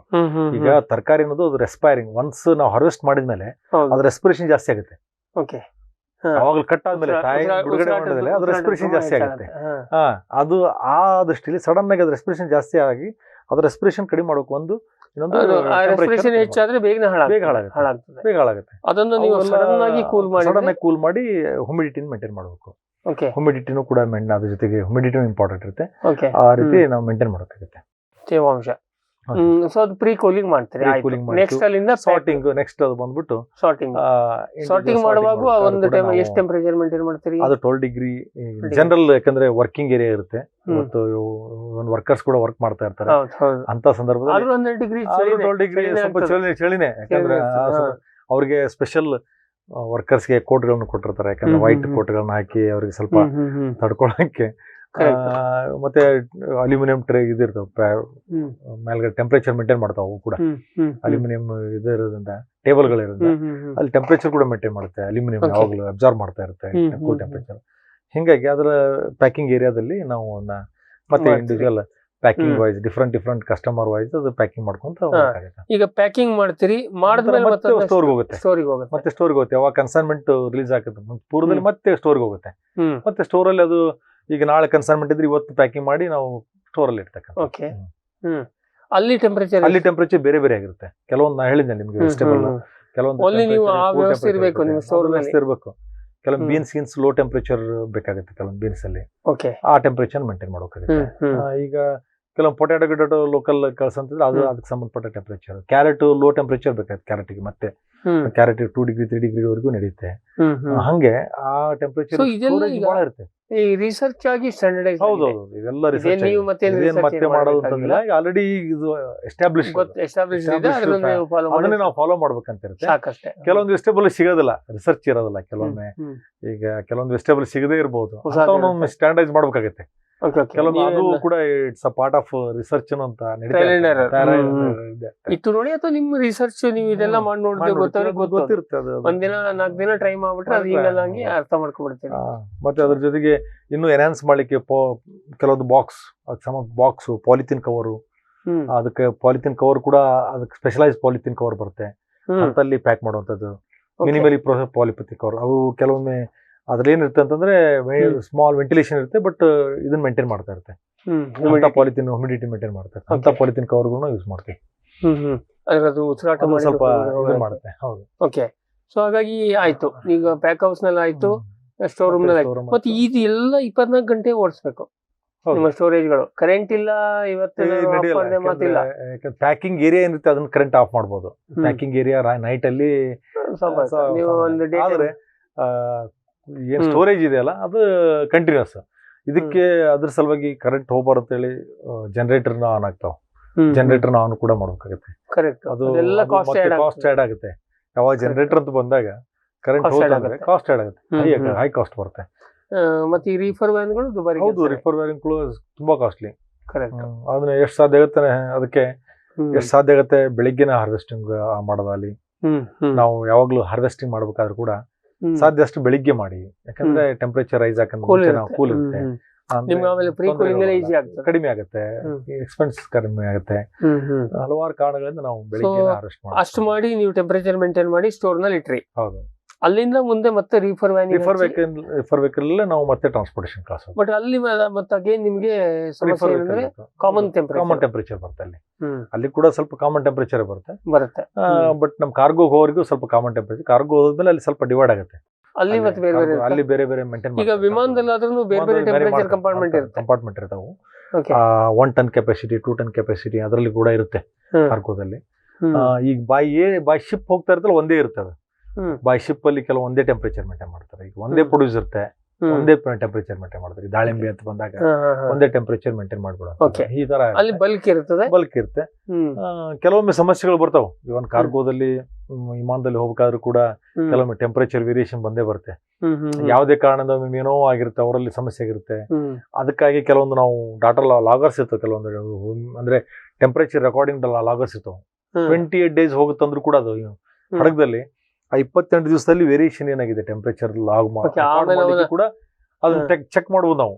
ಆಮೇಲೆ ಅಲ್ಲಿ ಹೋದ್ಮೇಲೆ ಅವ್ನ ಏನಾದ್ರು ಇಶ್ಯೂ ಆದ್ರೆ ನಿಮ್ದು ಮಟೀರಿಯಲ್ ಎಲ್ಲ ಕಪ್ಪಾಗಿದೆ, ಯೋಗ್ಯವಾಗಿಲ್ಲ, ಟೆಂಪರೇಚರ್ ಇಶ್ಯೂಸ್ ಇದಾವು ಅಂತ ಏನಾದ್ರು ಕಂಪ್ಲೇಂಟ್ ಮಾಡಿ ಅದನ್ನು ನೀವು ನಂಬೇಕಷ್ಟೇ. ನಂಬಕ್ ಅಲ್ಲಿ ತರ್ಸ್ಕೊಂತೀವಿ ನಾವು ಅದನ್ನ, ಸಿಗುತ್ತೆ ಡಾಟಾ ಎಲ್ಲ. ಅದನ್ನ ತರ್ಸ್ಕೊಂಡು ಚೆಕ್ ಮಾಡ್ತೀವಿ ಅದ್ರಲ್ಲಿ ರೀಡಿಂಗ್ ಅನ್ನೆಲ್ಲ ಹೆಂಗೆ ಇದೆ, ಏನಾದ್ರು ಪ್ರಾಬ್ಲಮ್ ಆಗಿದೆ, ಇಶ್ಯೂ ಆಗಿದೆ ಹಂಗೇನಾರ ಇದ್ರೆ ಮತ್ತೆ ನಾವು ಆ ಶಿಪ್ಮೆಂಟ್ ಯಾರು ಮಾಡಿರ್ತಾರಲ್ಲ, ಈಗ ಮರ್ಕ್ ಅಥವಾ ಏನೇನೋ ಬೇರೆ ಬೇರೆ ಶಿಪ್ಮೆಂಟ್ ಅವ್ರಿಗೆಲ್ಲ ಮತ್ತೆ ನಾವು ಕ್ವಶನ್ ಮಾಡ್ಬೋದು, ಮತ್ತೆ ಅವ್ರಿಗೆ ಸ್ವಲ್ಪ ವಾರ್ನಿಂಗ್ ಕೊಡ್ಬೋದು. ಈ ತರ ದಂಡ ಹಾಕಕ್ಕೆ ಕೆಲವೊಮ್ಮೆ ಕಷ್ಟ. ಬೇರೆ ಮತ್ತೆ ಬೇರೆ ಯಾರ ಶಿಪ್ಮೆಂಟ್ ನೋಡ್ಬೇಕು, ಬೇರೆ ಹೋಗ್ತೀವಪ್ಪ ಅಂತ ಹೇಳೋದಷ್ಟೇ. ಸೊ ಇದು ಬಟ್ ಆದ್ರೆ ಬೈ ಅಂಡ್ ಲಾರ್ಜ್ ನೀವು ಅಲ್ಲಿ ಮನುಷ್ಯನ ನಂಬೇಕು. ಹೌದು, ನಂಬಕ್ಕಷ್ಟೇ. ಈಗ ವಾಟ್ಸ್ಆಪ್ ಫೋಟೋ ಕಳ್ಸ ಅಂತ ಹೇಳ್ಬೋದು. ಯಾವ್ದು ಮಾಡ್ತಾರೆ, ಅದು ಸಿಸ್ಟಮೆಟಿಕ್ ಮಾಡ್ತಾರೆ. ಈಗ ಫಾರ್ ಎಕ್ಸಾಂಪಲ್ ನಾವು ಲಂಡನ್ಗೆಲ್ಲ ಕಳಿಸಿದಾಗ ಕಪ್ಪಾಗಿದ್ದು ಎಲ್ಲ ಫೋಟೋ ಕಳಿಸ್ತಾರೆ. ಕಪ್ಪಾಗಿದ್ದು, ಸೊಟ್ಟಾಗಿದ್ದು, ಮುರಿದತ್ತಂದ್ರೆ ಮುರಿದು, ಬಾಕ್ಸ್ಗಳು ಏನಾದ್ರು ಡ್ಯಾಮೇಜ್ ಆಗಿತ್ತಂದ್ರೆ ಬಾಕ್ಸ್ ಡ್ಯಾಮೇಜ್ ಆಗಿತ್ತು ಫೋಟೋನ, ಬಾಕ್ಸ್ಗಳು ಸರಿಯಾಗಿ ಕುಂತ್ಕೊಂಡಿಲ್ಲ ಅಂದ್ರೆ ಈಗ ನೀವು ಮಾತಾಡ್ತೀರಿ ವಾಟ್ಸ್ಆಪ್ ಬಂದ ಮೇಲೆ. ಆಗ ಮೇಲಲ್ಲಿ ಕಳಿಸ್ತಾ ಇತ್ತು, ಅಂದ್ರೆ ಆ ಟೈಮಲ್ಲಿ ಮೇಲ್ಸ್ ಗಳಲ್ಲಿ ಬರ್ತಾ ಇತ್ತು, ಫೋಟೋ ಹೊಡೆದು ಇವೆಲ್ಲ ಇಶ್ಯೂಸ್ ಇದಾವು. ಕೆಲವೊಂದು ಬೋರರು ನಿಮಗೆ ಇಂಟ್ರೆಸ್ಟಿಂಗ್ ಸಿದ್ಧಿ ಐತಿ. ನಮ್ಗೆ ಬದನೆಕಾಯಿನ ನಾವು ಕಳಿಸ್ತಿದ್ವಿ. ಬದನೆಕಾಯಿ ಅವು ಇಲ್ಲಿದ್ದಾಗ ತತ್ತಿ ಇರ್ತಿತ್ತು, ಅಲ್ಲಿ ಹೋಗ್ತಾ ಹೋಗ್ತಾ ಅದು ಮರಿ ಆಗೋದು. ಚಿಟ್ಟೆ ಅಲ್ಲ, ಹೌದು. ಯಾಕಂದ್ರೆ ಅದು ಸೈಕಲ್ ಇದೆಯಲ್ಲ, ನಮಗ್ ಏನಪ್ಪ ಇಲ್ಲೆಲ್ಲ ತತ್ತಿ ಇರೋದು, ತತ್ತಿ ಹೋಗಿ ಇಲ್ಲಿ ಮರಿ ಆಗ್ಬಿಡ್ತಲ್ಲ, ಇದು ಹೆಂಗೆ, ಇದು ಮರಿ ಇವ್ರಿಗಿನ ಪ್ಯಾಕರ್ಸ್ ಅಲ್ಲಿ ಅಷ್ಟು ನೋಡಕ್ ಆಗಲ್ಲ ಮರಿ ಆಗೋದು. ಅದು ಆಮೇಲೆ ನಮ್ಗೆ ಅರ್ಥ ಆಯ್ತಾ, ಇಲ್ಲ ಅದು ಮರಿ ಹ್ಯಾಚ್ ಆಗಿರೋದಂಥದ್ದು. ಅಲ್ಲ ಸರಿ, ಇದರಲ್ಲಿ ನಾವು ಮಶ್ರೂಮ್ ಮಾಡ್ತಿದ್ವಿ. ಮಶ್ರೂಮ್ ನಮ್ಮನೇಲಿ ಪ್ಯಾಕ್ ಮಾಡಿದಾಗ ಸರಿ ಇರೋದು ಆಯ್ಸ್ಟರ್ ಮಶ್ರೂಮ್. 2 ದಿನ 3 ದಿನ ಬಿಟ್ಟು ಅವನ ಗ್ರಾಹಕರ ಮನೆಗೆ ಹೋದ್ರೆ ಒಳಗುಳ ಆಗೋದು. ಹೌದೌದು. ಅದೇನಂದ್ರೆ ಸೊಳ್ಳೆ ಬಂದು ಅಲ್ಲಿ ಎಲ್ಲ ಹಾರ್ಕೊಳ್ಳೋದು, ಬಂದು ಮೊಟ್ಟೆ ಇಡೋದು. ನಮಗೇನು ಕಣಿ ಕಾಣಿಸೋದಿಲ್ಲ. ಆಮೇಲೆ ಅದು ಮಾಡಿ ಅದೆಲ್ಲ ಕೆಳಗಿನ ಗಿಲ್ಸ್ ಅದೆಲ್ಲ ತಿಂದು ಹಾಕ್ತಾರೆ. ಇವೆಲ್ಲ ಹಂಗಾರೆ ಬದನೆಕಾಯಲ್ಲಿ ಹುಳ ಕಂಡು ಬಂದಿದೆ ನಮ್ಗೆ. ಬಾಟಲ್ ಗಾರ್ಡದಲ್ಲಿ ಹುಳಗಳು ಬಂದಿದ್ದು ಕಂಡಿದೆ. ಈ ತರ ಬೆಂಡಿಲಿ ಕೂಡ ಪಾಡ್ ಬೋರರ್ ನೋಟಿಸ್ ಆಗಿದ್ದು. ಇವನ್ನೆಲ್ಲ ಅವ್ರು ನೀಟಾಗಿ ಅವನ್ನೆಲ್ಲ ಸಿಸ್ಟಮೆಟಿಕ್ ಫೋಟೋ ತೆಗಿತಾರೆ 4 ಆಂಗಲ್ ಅಲ್ಲಿ.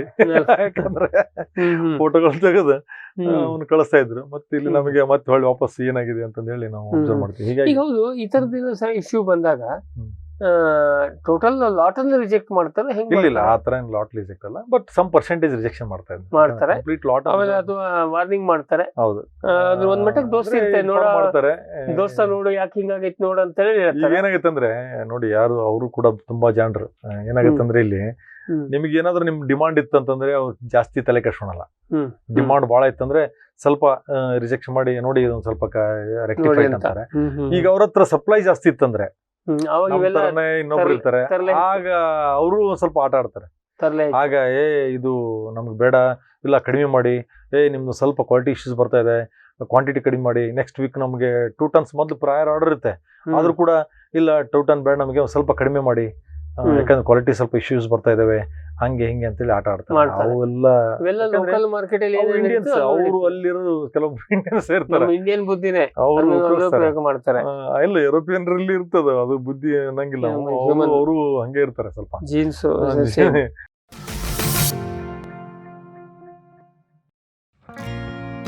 ಜೈನ್ ಇರಿಗೇಷನ್ ಸಿಸ್ಟಮ್ಸ್ ಲಿಮಿಟೆಡ್ ಭಾರತದ ಹನಿ ನೀರಾವರಿ ತಂತ್ರಜ್ಞಾನದ ಪ್ರಥಮ ಪ್ರವರ್ತಕ, ಜಗತ್ತಿನ ಅತಿ ದೊಡ್ಡ ಸ್ಪ್ರಿಂಕ್ಲರ್ಸ್ ಉತ್ಪಾದಕ ಕಂಪನಿ. ಸಂರಕ್ಷಿತ ಕೃಷಿಯಲ್ಲಿ ಹಸಿರು ಮನೆಗಾಗಿ ಮಿಸ್ಟರ್, ಫಾಗರ್, ಫ್ಯಾನ್ ಮತ್ತು ಪ್ಯಾಡ್ ಹಾಗೂ ನೆರಳು ಮನೆ, ಸ್ವಯಂ ಚಾಲಿತ ನೀರಾವರಿ ವ್ಯವಸ್ಥೆ ಮತ್ತು ರಸಾವರಿ ತಂತ್ರಜ್ಞಾನ. ಕೃಷಿಯಲ್ಲಿ ನೀರಿನ ಸಮರ್ಪಕ ಬಳಕೆ ಹಾಗೂ ಉಳಿತಾಯಕ್ಕೆ ಮತ್ತೊಂದು ಹೆಸರು ಜೈನ್.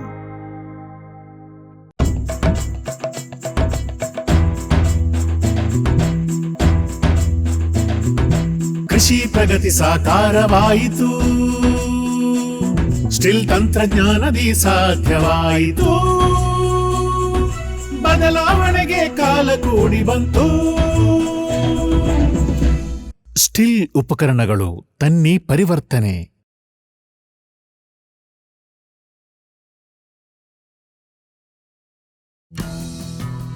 ಜೈನ್ಸ್ ಜಗತ್ತಿನ ಅತಿದೊಡ್ಡ ಅಂಗಾಂಶ ಕೃಷಿ ಪ್ರಯೋಗಾಲಯ ಹಾಗೂ ಟಿಸಿ ಗಿಡಗಳ ಉತ್ಪಾದಕರು. ಸಮೃದ್ಧ ಇಳುವರಿಗೆ ಜೈನ್ ಜೀನೇನ್, ಯಾಲಕ್ಕಿ, ನೇಂದ್ರನ್ ಹಾಗೂ ಕೆಂಪು ಬಾಳೆ ಸಸಿಗಳು, ದಾಳಿಂಬೆ, ಭಗವತಳಿಯ ರೋಗಮುಕ್ತ ಸಸಿಗಳು, ಲಕ್ನೋ 49 ಪೇರಳೆ, ಸ್ಟ್ರಾಬೆರಿ ಇತ್ಯಾದಿ ಗಿಡಗಳು ಯೋಗ್ಯ ಬೆಲೆಯಲ್ಲಿ. ಅಂಗಾಂಶ ಕೃಷಿಯ ಜಾಗತಿಕ ಬ್ರ್ಯಾಂಡ್ ಜೈನ್. ಕ್ಯಾಡ್ಬರಿ ಚಾಕೊಲೇಟಿನ ಮೂಲ ಅಂಶ ಕೋಕೋ. ನಿಮ್ಮ ಆದಾಯ ದ್ವಿಗುಣಕ್ಕೆ ಕೋಕೋ ಒಂದು ಉತ್ತಮ ಬೆಳೆ. ಅಂತರ ಬೆಳೆ, ಏಕ ಬೆಳೆಯಾಗಿ ಕರ್ನಾಟಕದೆಲ್ಲೆಡೆ ಕೋಕೋ ಬೆಳೆಯಬಹುದು. ಹೈಬ್ರಿಡ್ F1 ಗಿಡಗಳ ಪೂರೈಕೆ ಮತ್ತು ಕೋಕೋ ಬೀಜ ಖರೀದಿ ಕ್ಯಾಡ್ಬರಿಯಿಂದ. ಲಕ್ಷಾಂತರ ಎಕರೆ ಬೆಳೆ ವಿಸ್ತರಣೆಗೆ ಇದೇ ಅವಕಾಶ. ಈ ಸದಾವಕಾಶವನ್ನ ಸದ್ಬಳಕೆ ಮಾಡಿಕೊಳ್ಳಿ.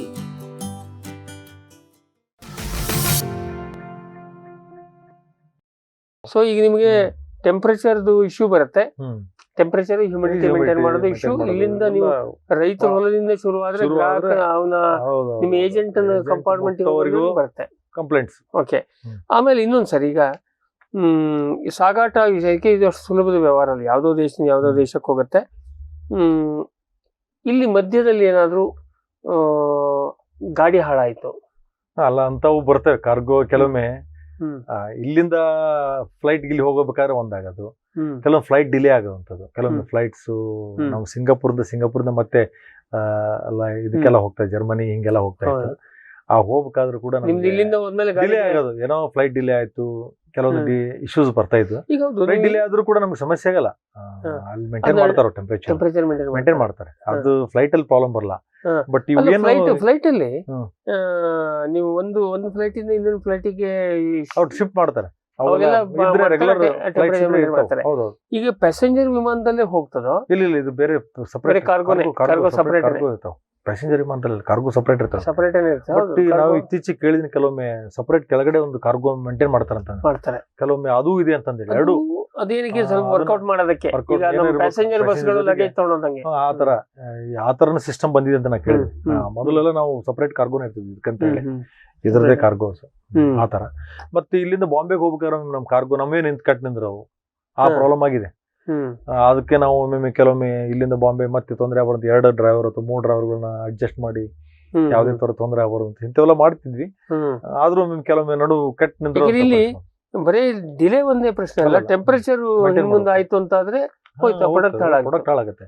ಸ್ವಲ್ಪ 1 ಅವರ್ ಈಗ ನೀವು ಕೋಲ್ಡ್ ಟೆಂಪರೇಚರ್ ನಲ್ಲಿ ಇಟ್ಟು ಸಡನ್ ಹೊರ ತೆಗೆದ್ರೆ ಟೆಂಪರೇಚರ್ ಇಲ್ಲೇ ಇದ್ದಾಗೆ ಕಾರ್ಗೋದಲ್ಲಿ ಏನೈತೆ ಡೆಸಿಕೇಶನ್ ಇದು ಸ್ಟಾರ್ಟ್ ಆಗುತ್ತೆ, ಹೀಟ್ ಬಿಸಿ ಸ್ಟಾರ್ಟ್ ಆಗುತ್ತೆ. ಅದು ಒಂದು ಪ್ರಾಬ್ಲಮ್. ಅದು ಒಂದು. ಸೊ ಹಾಗಾಗಿ ನಿಮ್ಮ ಸಾಗಾಟದ ಸರ್ಕಸ್ ಮತ್ತೆ ಟೆಂಪರೇಚರ್ ಸರ್ಕಸ್, ಹ್ಯೂಮಿಡಿಟಿ. ಹೌದು, ಹ್ಯೂಮಿಡಿಟಿ ಹೇಗೆ ಮೇಂಟೈನ್ ಮಾಡ್ತಾರೆ? ಈಗ ಹ್ಯೂಮಿಡಿಫೈರ್ ಎಲ್ಲ ಇಟ್ಟಿರ್ತೀವಿ. ಮತ್ತೆ ಇದರಲ್ಲಿ ಕೆಲವೊಂದು ಇದರಲ್ಲಿ ಮೇಂಟೈನ್ ಮಾಡ್ತಾರೆ, ಕೆಲವು ಹ್ಯೂಮಿಡಿಫೈರ್ ನ ಮೇಂಟೈನ್ ಮಾಡ್ತಾರೆ. ಅಲ್ಟಿಮೇಟ್ಲಿ ನೀರು ಮಾಡೇನೆ ಮಾಡ್ಬೇಕು. ಬೇರೆ ಏನು ಆಪ್ಷನ್ ಇಲ್ಲ, ಮೇಂಟೈನ್ ಮಾಡಲೇಬೇಕು. ಅದರಲ್ಲಿ ಈಗೆಲ್ಲ ಸೆನ್ಸರ್ಸ್ ಬೇಕಾದಷ್ಟು ಈಗೆಲ್ಲ ಏನೋ ಬಂದಿದೆ. ಇದರಲ್ಲಿ ರೆಫ್ರಿಜರೇಟರ್ ಅಲ್ಲೇ ಅದು ಪ್ರೊವಿಷನ್ ಇದೆ. ಅದರಲ್ಲಿ ಸೆನ್ಸರ್ಸ್ ಅದನ್ನ ನೋಡ್ಕೊಂಡು ಆಟೋಮೆಟಿಕ್ ಆಗಿ ಆಗೋಂಗೆ. ಸೊ ಹಾಗಾಗಿ ನೀವು ಪ್ರತಿ ಹಂತದಲ್ಲಿ ಇದು ಪ್ರಾಡಕ್ಟ್ ಗುಣಮಟ್ಟ ಅಂತೂ ಆಯ್ತು, ಗ್ರೇಡಿಂಗ್ ಆಯ್ತು, ಅದೆಲ್ಲರ ಜೊತೆಗೆ ಈ ಟೆಂಪರೇಚರ್ ಇದನ್ನ ಮೇಂಟೈನ್ ಮಾಡ್ಬೇಕು. ಹೌದು. ಆಮೇಲೆ ಬಾಕ್ಸ್ ಗಳನ್ನ ಏನ್ ಮಾಡ್ತಿದ್ರಿ? ಇಲ್ಲಿ ಬಾಕ್ಸ್ ಅಂತ ಬಂದಾಗ ಇಲ್ಲೇನೋ ನೀವು ಕ್ರೇಟ್ ಹಾಕ್ತೀರಿ, ಅಲ್ಲಿ ಕ್ರೇಟ್ ಕಳ್ಸಕ್ ಆಗೋದಿಲ್ಲ ಅಲ್ಲ. ಅದಕ್ಕೆ ಬಾಕ್ಸ್ ಅಂತ ಸಪರೇಟ್ ಬಾಕ್ಸ್ ಮಾಡ್ತಾ ಇದ್ವಿ. ಅದಕ್ಕೆ 5 ಲೇಯರ್ ಬಾಕ್ಸ್ ಅಂತ ಹೇಳಿ ರಟ್ಟಿನ್ ಬಾಕ್ಸ್ ಅಲ್ಲಿ ಕೆಲವೊಮ್ಮೆ ಏನ್ ಮಾಡ್ತೀವಿ, ಬಲ್ಕ್ ಆಗಿ ಒಂದು 4 kg ಏನಾದ್ರು ಪ್ರಾಡಕ್ಟ್ ಇತ್ತಂದ್ರೆ 4 kg ಒಮ್ಮೆ ರಟ್ಟಿನ್ ಬಾಕ್ಸ್ ಅಲ್ಲಿ ಹಾಕೋದು. ಕೆಲವೊಮ್ಮೆ ಅವ್ರು 250 ಗ್ರಾಮ್ ಪನೆಟ್ಸ್ ಕೇಳ್ತಾ ಇದ್ರು. ಈ ರಟ್ಟಿನ್ ಬಾಕ್ಸ್ ಅಲ್ಲಿ 250 ಗ್ರಾಮ್ ಪನೆಟ್ಸ್ ನ ಜೋಡಿಸ್ಕೊಂಡು ಸ್ಮಾಲ್ ಪನೆಟ್ಸ್ ಇಷ್ಟಿತ್ತು. ಪ್ಲಾಸ್ಟಿಕ್ ಪನೆಟ್ಸ್ ಅಂತ ಹೇಳಿ ಬ್ಲಾಕ್ ಕಲರ್ ಪನೆಟ್ಸ್ ಇರ್ಬೋದು, ಟ್ರಾನ್ಸ್ಪರೆಂಟ್ ಪನೆಟ್ಸ್ ಇರ್ಬೋದು, ಮ್ಯಾಗ ಟ್ರಾನ್ಸ್ಪರೆಂಟ್ ಕೆಳಗಡೆ ಬ್ಲಾಕ್, ಈ ತರ ಅಂತ ಬೇರೆ. ಮತ್ತೆ ಎಲ್ಲ polythene bag 200 gram 200 gram polythene bag ಇರೋಂಥದ್ದು. ಅವ್ರಿಗೆ ಕೆಲವೊಮ್ಮೆ ಅನುಕೂಲ ಆಗ್ಲಿ ಅಂತ ಹೇಳಿ, ಅಂದ್ರೆ ಅವ್ರಿಗೆ ಮತ್ತೆ ಹೊಳ್ಳಿ ವಾಪಸ್ ಪ್ಯಾಕ್ ಮಾಡುವಂತ ಅವಶ್ಯಕತೆ ಇಲ್ಲ. ಅವ್ರಿಗೆ ಡೈರೆಕ್ಟ್ ಆಗಿ ಮಾರ್ಕೆಟ್ಗೆ ಅವ್ರು ಕಳಿಸ್ಬಿಡೋದು, ನಂಬರ್ ಸೆಣಿಸ್ಬಿಟ್ಟು ಕಳಿಸ್ಬಿಡೋದು. ಆ ತರ ಅವ್ರದ್ದು ರಿಕ್ವೈರ್ಮೆಂಟ್ ಬರ್ತಿತ್ತು ನಮಗೆ. ಫಾರ್ ಎಕ್ಸಾಂಪಲ್ ಈ ಬೇಬಿ ಕಾರ್ನ್ ಮತ್ತು ಬೆಂಡಿಲಿ ಈ ತರದ ರಿಕ್ವೈರ್ಮೆಂಟ್ ಕೇಳ್ತಾ ಇದ್ರು. ಕೆಲವೊಂದು ಬಲ್ಕ್ ಬಾಟಲ್ ಗಾರ್ಡು ಮತ್ತೆ ಹೀರೆಕಾಯಿ ಎಲ್ಲ ನಾವು ಮಾಡ್ಬೇಕಾದ್ರೆ 4 kg ಬಾಕ್ಸ್ ಅಲ್ಲಿ ಪೀಸ್ಗಳನ್ನಿಟ್ಟು ಕಳ್ಸುವಂಥದ್ದು, ಈ ತರನು ಆಗ್ತಾ ಇತ್ತು. ಬಟ್ ಇದಕ್ಕೆ ಏನೇ ನೀವು ಮಾಡೋದಿದ್ರು ತರಕಾರಿಯನ್ನ ಎಲ್ಲ ಹೋಲೆ ಕಳಿಸ್ತೀರಿ, ಕಟ್ ಮಾಡಿ ಕಳಿಸೋ ಮಾತಿಲ್ಲ. ಕಟ್ ಮಾಡೋದು ಅದು ಬೇರೆ. ಅದು ನೀವು ಕಟ್ ಮಾಡೋದು ಅದು ಮಿನಿಮಲಿ ಪ್ರೊಸೆಸಿಂಗ್ ಅಂತ ಹೇಳಿ, ಅದು ಕೆಲವೊಂದು ರಿಕ್ವೈರ್ಮೆಂಟ್ ಇತ್ತು. ಯಾವ್ದು ದುಬೈಗೆಲ್ಲ ಕೆಲವೊಂದು ಕಟ್ ಮಾಡಿ ಕಳಿಸುವಂತದ್ದು ಮಿನಿಮಲಿ ಪ್ರೊಸೆಸಿಂಗ್ ಅಂತ ಹೇಳಿ, ಅದು ಬಾರಿ ರಿಸ್ಕಿ. ಮಿನಿಮಲಿ ಪ್ರೊಸೆಸಿಂಗ್ ಎಲ್ಲ ಹಾಳಾಗ್ತದೆ, ಬೇಗ ಆಗ್ತದೆ. ನೀವು ಟೆಂಪರೇಚರು ಅದಕ್ಕೆ ಹೈಜಿನಿಕ್ ಅಸೆಪ್ಟಿಕ್ ಕಂಡೀಷನ್ಸ್ ಎಲ್ಲ ಮಾಡಿ ಯೂಸ್ ಮಾಡಬೇಕು. ಅದು ನಮ್ಗೆ ಯುರೋಪ್ಗೆ ಬಹಳ ಕಷ್ಟ. ಬಟ್ ದುಬೈಲಿ ಕೆಲವೊಂದು ಕನ್ಸೈನ್ಮೆಂಟ್ ಮಾಡಿದ್ದೀರಿ, ಕೆಲವೊಂದು ಬೀನ್ಸ್ ಅಲ್ಲಿ ಕಟ್ ಮಾಡ್ತಾ ಇದ್ವಿ, 2-3 ಪೀಸ್ ಅಲ್ಲಿ ಲೇಬರ್ ಇಲ್ಲ, ಇಲ್ಲ ಆದ್ರೆ ಅಲ್ಲಿ ಬೀನ್ಸ್ ಅಲ್ಲಿ ಮಾಡುವಂತದ್ದು. ಮತ್ತೆ ಬೆಳ್ಳುಳ್ಳಿನ ಕಟ್ ಮಾಡೋದು, ಬೆಳ್ಳುಳ್ಳಿನ ಪೀಸ್ ತೆಗೆದು ಬೀಜ ತೆಗೆದು ಸಿಪ್ಪೆ ಎಲ್ಲ ತೆಗೆದು ಸಿಪ್ಪೆ ತೆಗೆದು ಬೆಳ್ಳುಳ್ಳಿನ ಅಷ್ಟೇ ಇಡೋದು. ಈ ತರ ಇಂಥದ್ರಲ್ಲಿ ಮಾಡ್ತಾ ಇದ್ವಿ ನಾವು. ಆ ತರ ಮಾಡಿ ಬಾಕ್ಸ್ ಮಾಡಿ ಕಳಿಸುವಂತದ್ದು. ಕೆಲವೊಂದು ವೆಜಿಟೇಬಲ್ಸ್ ಸಾಧ್ಯ, ಲೇಬರ್ ಅನ್ನ ಉಳಿಸಕ್ಕೆ ಚೀಪ್ ಆಗುತ್ತೆ ಅಂತ. ಹ್ಯಾಂಡ್ಲಿಂಗ್ ಕಡಿಮೆ, ಹ್ಯಾಂಡ್ಲಿಂಗ್ ಎಷ್ಟು ಸಾಧ್ಯ ಆಗುತ್ತೆ ಕಡಿಮೆ ಆಗುತ್ತೆ, ಹ್ಯಾಂಡ್ಲಿಂಗ್ ಕಡಿಮೆ ಮಾಡ್ಬೇಕು. ಕಸ ಇಲ್ಲೇ ಹಾಕೋದು, ಸಾಧ್ಯಷ್ಟು ಇಲ್ಲೇ ಹಾಕಿ ಹ್ಯಾಂಡ್ಲಿಂಗ್ ಕಡಿಮೆ ಅಂದ್ರೆ ಹ್ಯಾಂಡಲ್ ಮಾಡಬಾರ್ದು. ಯಾರು ಜಾಸ್ತಿ ಹ್ಯಾಂಡಲ್ ಮಾಡಿದಷ್ಟು ಯಾವಾಗಲೂ ತರಕಾರಿ ಬೇಗ ಹಾಳಾಗುತ್ತೆ. ಎಷ್ಟು ಕೈಗಳು ಮುಡ್ತಾವ ಅಷ್ಟು ಒಂದ್ ಕೈ 2 ಕೈ, ಒಂದು ಕೈ ಹಾರ್ವೆಸ್ಟ್ ಮಾಡಲ್ಲಿ, ಇನ್ನೊಂದು ಕೈ ಇಲ್ಲಿ ಮತ್ತೆ ಜಾಸ್ತಿ ಅಲ್ಲಿ ಕೈ ಮುಟ್ಟಿದ್ರೆ ಹಾಳಾಗುತ್ತೆ. ಓಕೆ, ಅಲ್ಲೆಲ್ಲ ದುಡ್ಡಿದೆ, ಹಾಗಾಗಿ ಅವ್ರಿಗೆ ಹಾಗೆ ಹೀಗೆ. ನಮ್ಮವ್ರು 2 ರೂಪಾಯಿ ಕಡಿಮೆ ಕೊಟ್ರೆ ಯಾವ್ದಾದ್ರು ತಗೋತಾರೆ. ಈಗ ನೇರಳೆ ಹಣ್ಣು ಸಿಪ್ಪೆ ಹೊಡೆದಿದ್ದು ಅರ್ಧ ರೇಟ್, ನಾನು ಸಿಪ್ಪೆ ಹೊಡೆದಿದ್ದು ತಗೋತಿದ್ದೆ, ಯಾಕೆಂದ್ರೆ ಬಾಯಿಗೆ ಹಾಕಿದ್ಮೇಲೆ ಹೆಂಗೂ ಹೊಡೆದೇ ಹೊಡಿತೀವಿ ನಾವು. 50 ರೂಪಾಯಿಗೆ ಕಡಿಮೆ ಸೊ ಹಾಗಾಗಿ ಓಕೆ. ಈಗ ಸಾಗಾಟ ಅಂತ ಹೇಳಿದ್ರಿ, ಮತ್ತೆ ಟೆಂಪರೇಚರ್ ಅಂತ ಹೇಳಿದ್ರಿ, ಹ್ಯೂಮಿಡಿಟಿ ಹೇಳಿದ್ರಿ. ಇನ್ನೊಂದು ಬಹಳ ಮಹತ್ವದ್ದು ಕ್ವಾರಂಟೈನ್. ಈಗ ನಾವು ಕೇಳ್ಪಟ್ಟಂತೆ ಯಾವುದೇ ಜೀವಂತ ವಸ್ತುವನ್ನ ಕಳಿಸುವಾಗ ಕ್ವಾರಂಟೈನ್. ಈಗ ಕೊರೋನಾ ಬಂದ್ಮೇಲೆ ಎಲ್ಲರಿಗೂ ಕ್ವಾರಂಟೈನ್ ಕಲ್ಪನೆ ಬಂದಿದೆ. ಇಲ್ಲಿ ಫೈಟೋಸ್ಯಾನಿಟರಿ ಸರ್ಟಿಫಿಕೇಟ್ ಅಂದ್ರೆ ಇದರದ್ದು ಏನು ಜೈವಿಕ ಸುರಕ್ಷತಾ ಮಾನದಂಡ ಪತ್ರ ಅಂತ ಹೇಳಿ. ಇಲ್ಲಿ ಏನಾಗುತ್ತೆ ಅಂದ್ರೆ ಕ್ವಾರಂಟೈನ್ ಹೆಂಗ್ ಮಾಡ್ತೀರಿ? ಯಾಕೆಂದ್ರೆ ಇದು ಬಹಳ ಬುಡದಿಂದ ಬರ್ಬೇಕು. ನೀವು ಕಳಿಸುವಂತ ತರಕಾರಿಯಲ್ಲಿ ರೋಗ ಹೋಗ್ಬೋದು, ಕೀಟ ಹೋಗ್ಬೋದು, ಎಲ್ಲದೂ ಹೋಗ್ಬೋದು. ಇದಕ್ಕೆ ಏನಿರುತ್ತೆ ಅಂದ್ರೆ ಪ್ರತಿ ಕನ್ಸೈನ್ಮೆಂಟ್ ಕಳಿಸ್ಬೇಕಾದ್ರೆ ನಾವು ಕ್ವಾರಂಟೈನ್ ಸರ್ಟಿಫಿಕೇಟ್ ತಗೋಬೇಕು. ಓಕೆ, ಕ್ವಾರಂಟೈನ್ ಸರ್ಟಿಫಿಕೇಟ್ ನ ನಮ್ಮ ಇಲ್ಲೇ ಕ್ವಾರಂಟೈನ್ ಒಂದು ಆಫೀಸ್ ಇತ್ತು ಇಲ್ಲಿ. ಅವರು ಯಾವಾಗ್ಲೂ ಆಕ್ಚುಲಿ ಅದೇನಿರುತ್ತೆ ಅಂದ್ರೆ ಅವರು ಪ್ರತಿ ಟೈಮು ಪ್ರತಿ ಕನ್ಸೈನ್ಮೆಂಟ್ಗೂ ಬಂದು ಟೆಸ್ಟ್ ಮಾಡಿ ನೋಡಿ ಕ್ವಾರಂಟೈನ್ ಸರ್ಟಿಫಿಕೇಟ್ ಕೊಡ್ಬೇಕು. ಮಾನದಂಡ. ಈಗ ರೈತರು ಈಗ ಹೇಳ್ತೀನಿ, ನೀವು ಮಲ್ಟಿಪಲ್ ರೈತರಿಂದ ತರ್ತೀರಿ. ಹೌದು. ಅವಾಗ ಒಂದ್ ಕಡೆ ಪುಲ್ ಅಪ್ ಮಾಡ್ತೀರಿ. ಪುಲ್ ಅಪ್ ಮಾಡಿದ್ರು ಕೂಡ ಅದ್ರ ಮೇಲೆ ಈಗ ಎಲೆ ಅಂದ್ರೆ ಅದರಲ್ಲಿ ಲೀಫ್ ಸ್ಪಾಟ್ ಇರುತ್ತೆ. ಅಲ್ಲ, ಈಗ ಹಣ್ಣಿನಲ್ಲಿ ಅಂತ ಕಾಯಿ ಹಣ್ಣಿನಲ್ಲಿ ಜನರಲ್ ಅಬ್ಸರ್ವೇಷನ್ ಮಾಡ್ತಾ ಇದ್ರು. ಅಂದ್ರೆ ಏನಾದ್ರು ಇದೆಯಾ, ರೋಗ ಇದೆಯಾ ಅಥವಾ ಏನಾದ್ರು ಇದೆಯಾ, ಅಥವಾ ನಮ್ಗೆ ಕೆಲವೊಮ್ಮೆ ಕ್ವಾರಂಟೈನ್ ಆಫೀಸರ್ ನಮ್ಗೆ ಕೇಳ್ತಾ ಇದ್ರು, ಎಲ್ಲಿ ತೋಟದಲ್ಲಿ ಏನಾದ್ರು ಇದೆಯಾ ಅಂತಂದ ಹೇಳಿ, ಏನೋ ರೋಗ ಇದೆಯಾ ಅಥವಾ ಜಾಸ್ತಿ ಈ ತರ ಇದೆಯಾ ಅಂತ ಕ್ವಶನ್ ಮಾಡೋರು ಅಷ್ಟೇ. ಬಟ್ ಅಲ್ಟಿಮೇಟ್ ಅವ್ರ ಕನ್ಸೈನ್ಮೆಂಟ್ ನ ನೋಡಿ ಸರ್ಟಿಫಿಕೇಟ್ ಕೊಡ್ಬೇಕಂತಂದಿರುತ್ತೆ ಅದು ಆಕ್ಚುಲಿ. ಬಟ್ ಒಮ್ಮೆ ಸರ್ಟಿಫಿಕೇಟ್ ಅವ್ರು ಇಶ್ಯೂ ಮಾಡ್ತಾ ಇದ್ರು ನಮ್ಗೆ.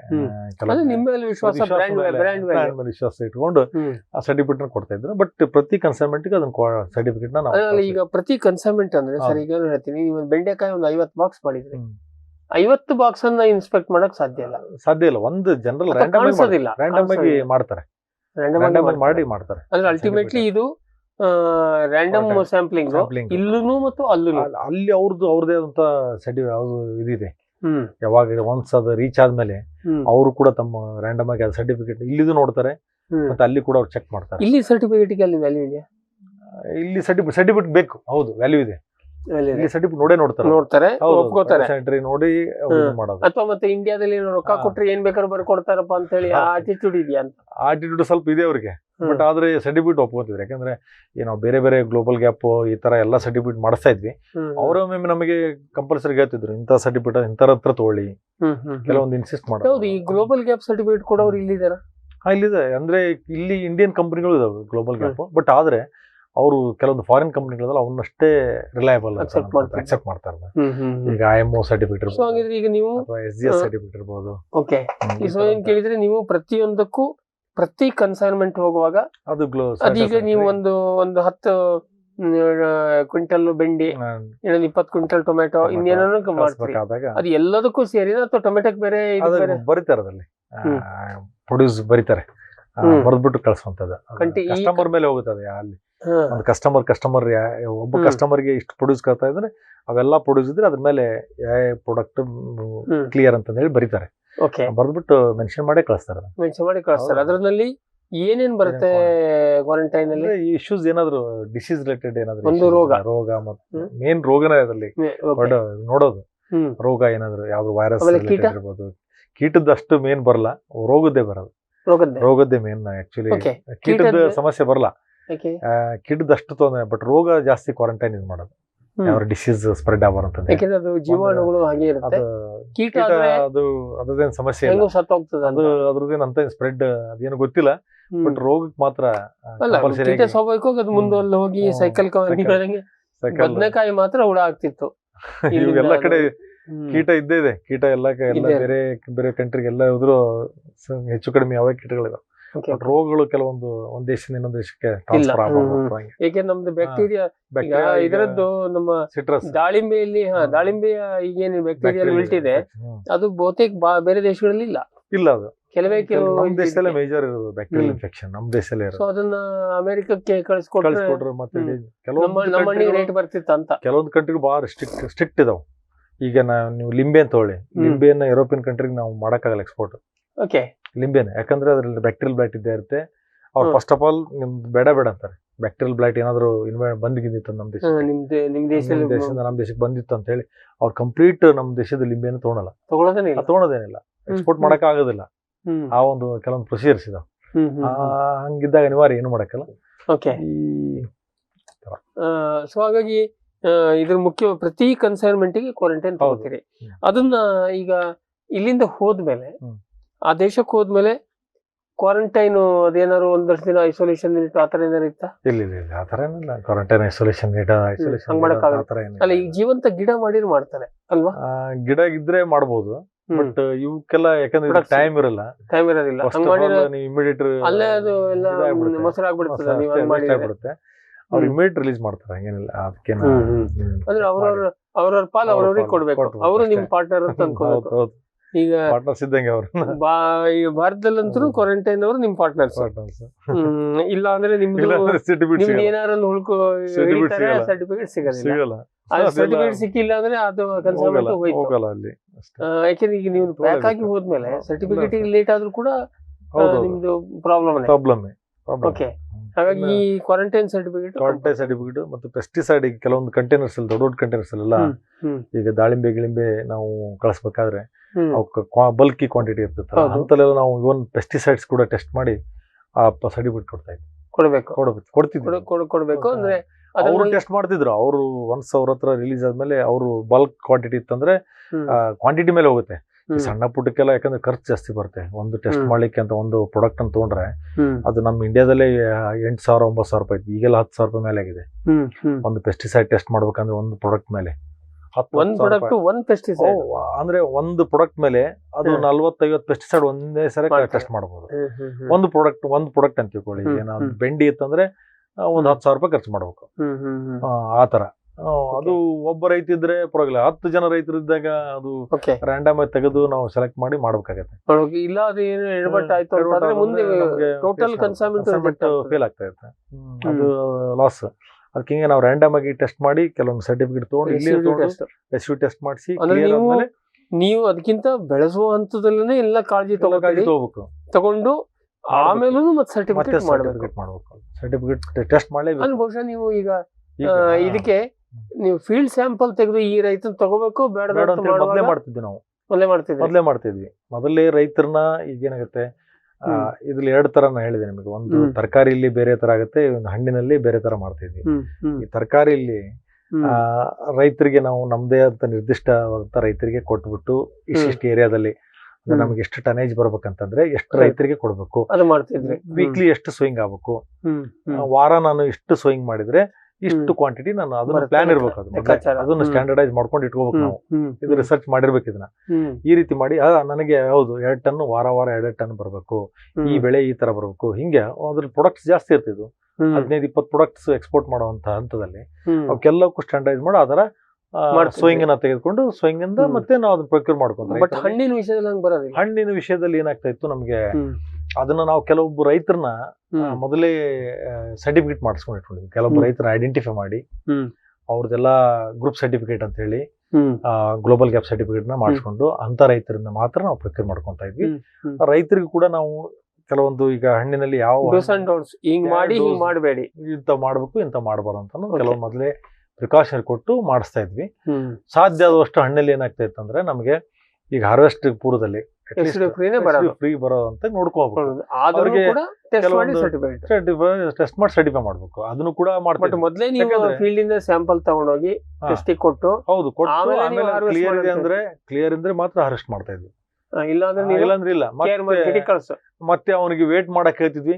ಜಸ್ಟ್ 1 ವೀಕ್ ಹೋಲ್ಡ್ ಮಾಡಬಹುದು ಅವಕಾಶ ಇದ್ರೆ. ಅವಕಾಶ ಇದ್ರೆ. ಕೆಲವೊಮ್ಮೆ ಹಣ್ಣಿನಲ್ಲಿ ದಾಳಿಂಬೆಯಲ್ಲಿ 1 ವೀಕ್ ತಡೆದ್ರು ಕೂಡ ನಡೀತೆಪ್ಪ. ನಡೀತದೆ. ಹಂಗಿದ್ರೆ ಅವಕಾಶ ಇದ್ರೆ ಮಾತ್ರ ಅಂತ ಹಣ್ಣಲ್ಲಿ. ದ್ರಾಕ್ಷಿಲಿ ಕೂಡ 1 ವಾರ ವೇಟ್ ಮಾಡಿದ್ರೆ ನಡೀತಪ್ಪ. ಅಂತರಲ್ಲಿ ಒಂದು ಚಾನ್ಸ್ ತಗೊಂತಾ ಇದ್ವಿ. ಇಲ್ಲಾಂದ್ರೆ ಅದನ್ನ ಟೆಸ್ಟ್ ಮಾಡಿ ನಾವು ಫ್ರೀ ಇದೆಯಪ್ಪ ಅಂತಂದ್ರೆ ಆ ರೈತಂದು ಮಾತ್ರ ನಾವು ಪ್ರೊಕ್ಯೂರ್ ಮಾಡೋದು. ಮಾಡ್ತಾ ಇದ್ವಿ. ಪ್ರೊಕ್ಯೂರ್ ಮಾಡಿ ಅಲ್ಲಿಂದ ಪ್ಯಾಕ್ ಮಾಡಿ ಕಳಿಸ್ತಾ ಇದ್ವಿ. ಇಲ್ಲಾಂದ್ರೆ ಕೇರ್ ಮಾರ್ಕೆಟ್ ಮಾರ್ಕೆಟ್ Care ಇಲ್ಲ market. ಬೇರೆ ಇಲ್ಲ ಲೋಕಲ್ ಮಾರ್ಕೆಟ್. ಹಣ್ಣಿನಲ್ಲಿ ಸುಮಾರು ಮಾರ್ಕೆಟ್ ಇದು. ಅಲ್ಲ ಹೇಳಿದೆ ಹಾ, care market care local market. Market ಅಂತ. ಬೆಂಗಳೂರಲ್ಲಿ ಶಿವಾಜಿ ಮಾರ್ಕೆಟ್ ಅಥವಾ ಎಲ್ಲ ಕಳಿಸ್ಬೋದು. ಹೊಸ ದೊಡ್ಡ ಮಾರ್ಕೆಟ್ ಇದೆ. ಚೆನ್ನೈ ಮಾರ್ಕೆಟ್ ಇತ್ತು, ಬಾಂಬೆ ಕಳ್ಸೋದು. ಮಾರ್ಕೆಟ್ ಇತ್ತು. ಇವೆಲ್ಲ ದಾಳಿಂಬೆ ಅಥವಾ ದ್ರಾಕ್ಷಿಗೆ ಅಂತ ದ್ರಾಕ್ಷಿ market ಇಲ್ಲಿ ಎಲ್ಲ ರಿಜೆಕ್ಟ್ ಕಳ್ಸ್ತಾ ಆಯ್ತು ಅಂದ್ರೆ ಲೋಕಲ್ ಇದ್ವಿ. ಈ ಮಾರ್ಕೆಟ್ ವೆಜಿಟೇಬಲ್ ಗೆ ultimately care market care market ಈಗ ಇಮಿಡಿಯೇಟ್ ವ್ಯಾಪಾರ ಮಾಡ್ಬೇಕು ಈಗ. ಅಷ್ಟೇ. ಇಲ್ಲಾಂದ್ರೆ ಬಿಟ್ರೆ ಮತ್ತೆ ಅದು ಲಾಸ್ ಮತ್ತೆ ಪಾಯಸ ಆಗ್ಬಿಡೋದು ಎಕ್ಸ್ಪೆನ್ಸ್ ಮತ್ತೆ ಸ್ಟೋರ್ ಮಾಡೋದು ಅದನ್ನ ಇಡೋದು ಅದೆಲ್ಲ ದುಬಾರಿ. ನೀವು ದುಬಾರಿ 4 ಮತ್ತೆ. ದಿನ ಇಟ್ರು ಕೂಡ ಇಟ್ರೆ ಮತ್ತೆ ಹಾಳದು. ದುಬಾರಿ ಒಂದ್ ದಿವ್ಸ ಇಟ್ರೆ ಹಾಳ. ಹಾಳಾಗ್ತದೆ ಅದು. ವೀಕ್ಷಕರೇ, ಇಷ್ಟೊತ್ತು ನಮ್ಮ ಚರ್ಚೆಯನ್ನ ಇದೊಂಥರ ಕಟ್ಟೆ ಪಂಚಾಯತಿ ತರ ಅಂತ ಅನ್ಕೊಳ್ಳಿ. ಆದ್ರೆ ಇದನ್ನ ಸ್ವಾಭಾವಿಕವಾಗಿ ನಾವು ಈ ತರ ನಾಲೆಜ್ ಅವರು ಯಾರೋ ಸಿಕ್ಕಾಗ ನಾವು ಏನೆಲ್ಲ ಪ್ರಶ್ನೆಗಳನ್ನ ಕೇಳಿ ನಾವು ಉತ್ತರ ತಗೋತೀವೋ ಅದೇ ಕೆಲಸ ನಾನು ಇಲ್ಲಿ ನಿಮ್ಮ ಪರವಾಗಿ ಮಾಡ್ತಾ ಇದ್ದೀನಿ. ಎಷ್ಟೊಂದು ಸೂಕ್ಷ್ಮವಾಗಿ ನೋಡ್ತಾರೆ ಹೇಳೋದನ್ನ ನೀವು ಗಮನಿಸ್ತೀರಿ ಅಂತ ಅನ್ಕೋತೀನಿ. ಇನ್ನೂ ಒಂದು ಮಹತ್ವದ ವಿಷಯವನ್ನು ನಾವು ಮೇಲ್ನೋಟಕ್ಕೆ ಉಳಿಸ್ಕೊಂಡಿದೀವಿ. ಅದು ಈ ರಾಸಾಯನಿಕ ಉಳಿಕೆಯ ಅಂಶಗಳು. ಅದನ್ನ ಹೇಗೆ ನೋಡ್ತಾರೆ ನಾವೆಲ್ಲ ಕೇಳಿಸ್ಕೊಳ್ಳೋದು ಅದೇ ವಿಷಯವನ್ನ ಮತ್ತೆ ಮತ್ತೆ ಕೇಳ್ತೀವಿ. ಈ ವಿಶೇಷವಾಗಿ ಹಣ್ಣು ತರಕಾರಿಗಳನ್ನ ಮತ್ತೆ ಬೇರೆ ಪದಾರ್ಥಗಳನ್ನು ಕೂಡ ಈ ಆಹಾರಕ್ಕೆ ಬಳಕೆ ಆಗುವಂತ ಅದು ಸಾಂಬಾರು ವಸ್ತು ಇರ್ಬೋದು, ಇನ್ನೊಂದು ಇರ್ಬೋದು, ಕಾಳುಮೆಣಸು ಇರ್ಬೋದು, ಅಥವಾ ಮಾವಿನ ಹಣ್ಣು ನಾವು ಮತ್ತೆ ಕೇಳ್ತೀವಿ. ಇದನ್ನ ರಫ್ತು ಮಾಡುವಾಗ ನಾವು ನೋಡೋದು ಅದೊಂದು ಸ್ವಲ್ಪ ವಿಷಯಗಳು ಬಾಕಿ ಇದೆ. ಇವತ್ತಿನ ಸಮಯಾಭಾವದಿಂದ ಇವತ್ತಿನ ಕಂತನ್ನ ಇಲ್ಲಿಗೆ ಮುಗಿಸೋಣ. ಇಷ್ಟೊತ್ತು ನಮಗೆ ಮಾಹಿತಿಯನ್ನು ಕೊಟ್ಟಿದ್ದಕ್ಕೆ, ತಮ್ಮ ಅನುಭವವನ್ನು ಇಷ್ಟೊಂದು ವಿವರವಾಗಿ ನಮಗೆ ದಾಖಲಿಸಿ ಕೊಟ್ಟಿದ್ದಕ್ಕೆ ನಿಮ್ಮೆಲ್ಲರ ಪರವಾಗಿ ಮತ್ತೆ ನಮ್ಮ ವಾಹಿನಿಯ ಪರವಾಗಿ ಡಾಕ್ಟರ್ ಆನಂದ್ ಅವರಿಗೆ ಧನ್ಯವಾದವನ್ನು ಹೇಳಕ್ಕೆ ಇಷ್ಟಪಡ್ತೀವಿ. ವೀಕ್ಷಕರೇ, ನಿಮಗೂ ಕೂಡ ಇದು ಪ್ರಯೋಜನಕ್ಕೆ ಬಂತು ಅಂತ ಅನ್ಕೋತೀವಿ. ಇದನ್ನ ಎಲ್ಲದನ್ನು ನಿಮ್ಗೆ ಗೊತ್ತು, ನಮ್ಮ ಫಾರ್ಮ್ ಟಿವಿನಲ್ಲಿ ನಾವು ಮಾಡುವಾಗ ಎಲ್ಲದನ್ನು ನೇರ ನಾವು ಇದನ್ನ ಮಾಡೋದಿಲ್ಲ. ಈಗ ನೋಡಿ, ಪಾಠ ಸರಣಿ ಏನಿದೆ, ನೇರವಾಗಿ ಮಣ್ಣಿನ ಬಗ್ಗೆ ಎಲ್ಲ ತಿಳ್ಕೊಂಡು ಏನ್ ಮಾಡ್ಬೇಕು ಅಂತ ಕ್ವಶನ್ ಬಹಳ ಜನ ಪ್ರಾರಂಭದಲ್ಲಿ ಕೇಳಿದ್ರು. ನಮಗೂ ಆ ಪ್ರಶ್ನೆ ಇತ್ತು. ಬಟ್ ನಮ್ಗೆ ಸ್ಪಷ್ಟತೆ ಇತ್ತು. ಏನಂದ್ರೆ ಮೂಲ ಫಂಡಮೆಂಟಲ್ ವಿಷಯಗಳನ್ನ, ಮೂಲ ವಿಷಯವನ್ನ ಅರ್ಥ ಮಾಡಿಸಿದ್ರೆ ಮುಂದಿನ ಕಾರ್ಯಾಚರಣೆ ಸುಲಭ ಆಗತ್ತೆ. ಈಗ ಇಷ್ಟೆಲ್ಲ ನಾವು ಮಹತ್ವ ಇದೆ ಅಂತ ಹೇಳಿ ತಿಳ್ಕೊಂಡ್ರೆ ಮುಂದೆ ಇನ್ಯಾರೊಬ್ಬ ಕಾಂಟ್ರಾಕ್ಟ್ ಫಾರ್ಮಿಂಗ್ ಹೋದಾಗ ಅವನು ಈ ಪ್ರಶ್ನೆ ಕೇಳೋದೇ ಇಲ್ಲ. ಸರ್ ನನ್ಗೆ ಗೊತ್ತು, ನಾನು ನೋಡಿದೀನಿ, ಇದ್ರಲ್ಲಿ ಇದೆಲ್ಲ ಹಿಂಗ್ ಮಹತ್ವ ಇದೆ, ನಾವು ಅದನ್ನ ಹಿಂಗ್ ಹಿಡಿಯೋ ಬದಲು ಹಿಂಗ್ ಹಿಡಿದ್ರೆ ಏನಾಗ್ತದೆ ಹೇಳೋದನ್ನ ನೀವು ಹೇಳಿದ್ರೆ ನನಗೆ ಈ ತರ ವಿಷಯವನ್ನ ಮನವರಿಕೆ ಮಾಡೋದನ್ನ ನಾವು ಈ ಫಂಡಮೆಂಟಲ್ ವಿಷಯವನ್ನ ಬೇರೆ ಬೇರೆ ವಿಷಯಗಳಲ್ಲೂ ಕೂಡ ನಾವು ಪಾಠ ಸರಣಿಯನ್ನು ಮಾಡ್ತಾ ಇರೋದು ಅದೇ ಕಾರಣಕ್ಕೆ. ನಿಮಗೂ ಕೂಡ ಈ ಚರ್ಚೆ ಪ್ರಯೋಜನಕ್ಕೆ ಬಂತು ಅಂತ ಅನ್ಕೊಂಡು ಇವತ್ತಿನ ಕಂತನ್ನ ಮುಗಿಸ್ತಾ ಇದೀವಿ. ನಮಸ್ಕಾರ. ಈ ಕಾರ್ಯಕ್ರಮದ ಪ್ರಾಯೋಜಕರು ಜೈನ್ ಇರಿಗೇಷನ್ ಸಿಸ್ಟಮ್ಸ್ ಲಿಮಿಟೆಡ್, ಜಾಗತಿಕ ತುಂತುರು ಮತ್ತು ಹನಿ ನೀರಾವರಿ ಉಪಕರಣಗಳ ಉತ್ಪಾದಕರು, ಬೇಸಾಯ ತಂತ್ರಜ್ಞಾನ ನಿರೂಪಕರು ಹಾಗೂ ರೋಗರಹಿತ ಟಿಶ್ಯೂ ಕಲ್ಚರ್ ಗಿಡಗಳು, ಕ್ಯಾಡ್ಬರೀಸ್, ಕೋಕೋ ಬೆಳೆಸಿ ಅಧಿಕ ಆದಾಯ ಗಳಿಸಿ, ಹಾಗೂ ಸ್ಟಿಲ್ ಇಂಡಿಯಾ, ಸ್ಟಿಲ್ ಉಪಕರಣಗಳು ತನ್ನಿ ಪರಿವರ್ತನೆ.